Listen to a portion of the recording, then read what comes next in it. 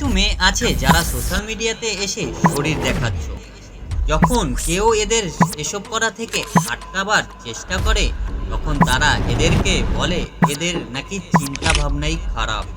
But আমি তোমাদের কাউকে আজ বারণ করতে আসিনি, আমি জাস্ট একটা প্রশ্ন জিজ্ঞেস করতে আসলাম, কেনই বা তোমরা তোমাদের শরীর দেখাচ্ছ? শুধুমাত্র লাইক ফলোয়ার্স পাওয়ার জন্য, তাই না?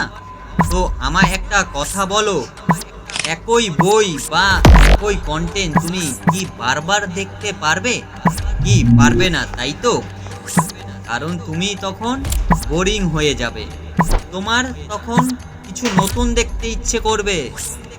এইভাবে আজ কোমর বা বুক দেখিয়ে প্রথম প্রথম তো ফলোয়ার্স অবশ্যই বাড়বে, ভিডিও আপলোড করার সাথে সাথে ভিউজও অনেক আসবে, কিন্তু আস্তে আস্তে বন্ধ হয়ে যাবে, তোমার ফলোয়ার্স ভিউজ আসা থেমে যাবে, তখন তোমার মাথা খারাপ হওয়া শুরু হয়ে যাবে, তুমি তখন ডিপ্রেশনে চলে যাবে, তখন তুমি যেটা দেখাতে উচিত নয় সেটাও তুমি দেখানো শুরু করে দেবে, তখন তুমি নিজেকে আটকানোর চেষ্টা করলেও তখন আর আটকাতে পারবে না।